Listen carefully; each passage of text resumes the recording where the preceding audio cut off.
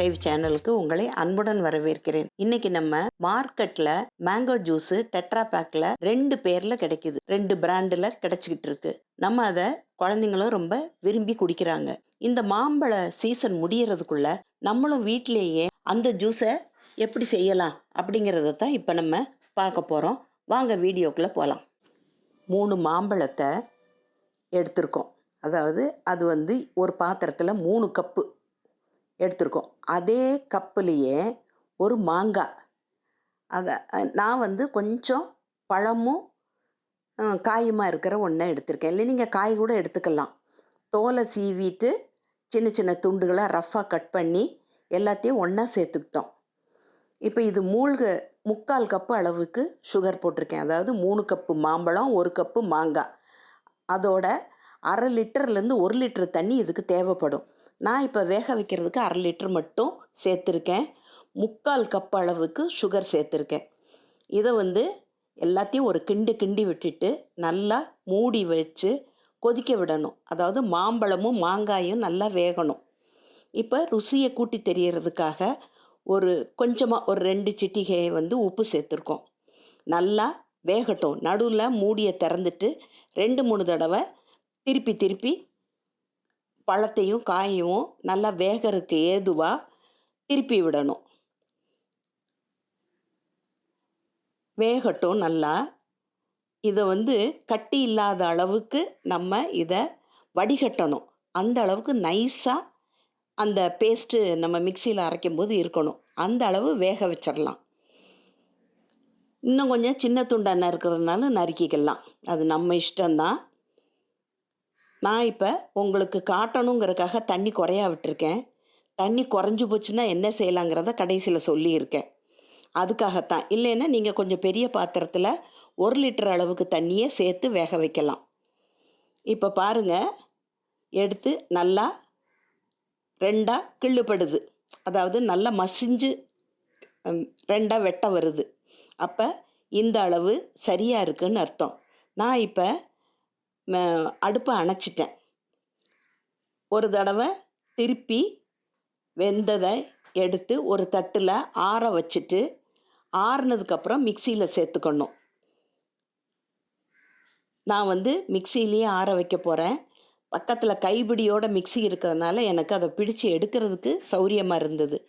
அதனால் அதை அப்படியே எடுத்து ஒரு தட்டில் ஆற வச்சுட்டு மறுபடியும் மிக்சியில் சேர்த்துட்டேன்.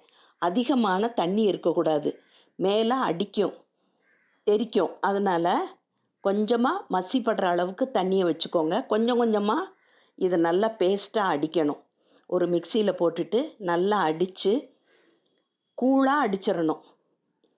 இப்போ பார்த்தாலே உங்களுக்கு தெரியும், நம்ம வேக வச்சுருந்தது துண்டு துண்டாக தெரிஞ்சது. இது நல்லா பேஸ்ட்டாக ஆயிடுச்சு. இந்த அளவுக்கு நம்ம மசித்து அடிச்சிடணும். இதோட கொஞ்சம் கூட தண்ணி இருக்கணும். நம்ம வடிகட்டி வச்ச தண்ணி இந்த இருக்கு இல்லையா, அதில் 1-2 கட்டிகள் கிடக்கும். அந்த பாருங்க இருக்கும்.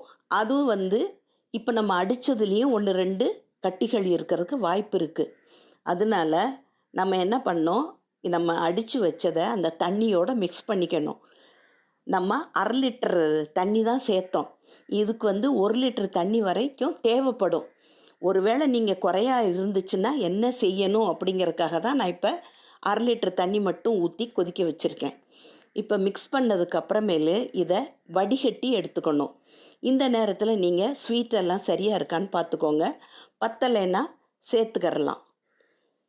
ஒரு தடவை லேசாக தண்ணியில் கரையை மட்டும் விட்டு நல்லா தளதளன்னு கொதிக்க வச்சு சேர்த்துக்கலாம். இப்போ 1/2 லிட்டர் தண்ணி தான் நம்ம அதில் சேர்த்துருக்கோம். இன்னும் 1/2 லிட்டர் தண்ணி சேர்க்கணும் இல்லையா, அதை நான் பக்கத்து அடுப்பில் கொதிக்க வைக்கிறேன். இந்த மாதிரி தான் நீங்கள் தண்ணி பத்தலைன்னா செய்யணும். அதுக்காக தான் இந்த முறையை காட்டுறேன் உங்களுக்கு. இப்போ எல்லா மாங்காயும் மாம்பழத்தையும் நல்லா நம்ம அடித்து எடுத்துட்டோம்.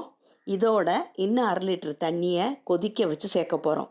ஒருவேளை இனிப்பு பத்தலைன்னா இந்த தண்ணியிலேயே தேவையான அளவு சுகரை நீங்கள் சேர்த்துட்டு ஒரு நல்ல தளதளன்னு கொதிக்க விட்டு இதோட சேர்த்துக்கறலாம். இப்போ தண்ணி கொதிக்க ஆரம்பிக்குது. நல்லா கொதிக்கட்டும். ஒரு 2 நிமிஷம் 3 நிமிஷம் நல்லா தளதளன்னு கொதிக்கட்டும். கொதித்ததுக்கு அப்புறமேலு சூட்டோடைய அந்த மாம்பழ கலவை இருக்குது இல்லையா, மாங்காய் மாம்பழ கலவை அதோடு சேர்த்து கொஞ்சம் கொஞ்சமாக ஊற்றி லேசாக அப்படி கரைச்சி விட்டுக்கோங்க. இந்த கரைச்சி மொத்தமும் தண்ணியை சேர்த்ததுக்கப்புறம், அதாவது நமக்கு டெட்ரா பேக்கில் வரக்கூடிய ஜூஸ் குடிக்கிற அளவுக்கு இருக்குல்ல, அந்த அளவுக்கு நீங்கள் தண்ணி சேர்த்துக்கலாம். அதுதான் பதம், கரெக்டான தண்ணி சேர்க்க வேண்டிய பதம்னு தெரிஞ்சுக்கலாம் நம்ம. இப்போ அப்படியே கொஞ்சம் கொஞ்சமாக சேர்க்குறோம். சேர்த்ததுக்கப்புறம் இதை மறுபடியும் ஒரு தடவை நம்ம வடிகட்டணும். மஸ்லின் கிளாத்தில் கூட நீங்கள் வடிகட்டிக்கலாம். இல்லை வடிகட்டி மாதிரி நல்ல புது வடிகட்டி வச்சுருந்தீங்கன்னா டீ வாசனை வராததா அதில் கூட நீங்கள் வடிகட்டி, இது ஆறின உடனே வடிகட்டிட்டு நல்ல சுத்தமாக வெயிலில் காய வச்ச கண்ணாடி பாட்டிலில் நம்ம ஊற்றி மூடி வைக்க வேண்டியது தான். இப்போ சுவையான இந்த சம்மருக்கு ஏற்ற ஃப்ரூட்டி வீட்டிலையே நம்ம ரெடி பண்ணிட்டோம். உங்கள் எல்லாருக்கும் இந்த வீடியோ பிடிக்கும்னு நினைக்கிறேன். பிடிச்சிருந்தா லைக் பண்ணுங்கள், ஷேர் பண்ணுங்கள், சப்ஸ்கிரைப் பண்ணுங்கள். அடுத்த வீடியோவில் சந்திக்கும் வரை நன்றி, வணக்கம்.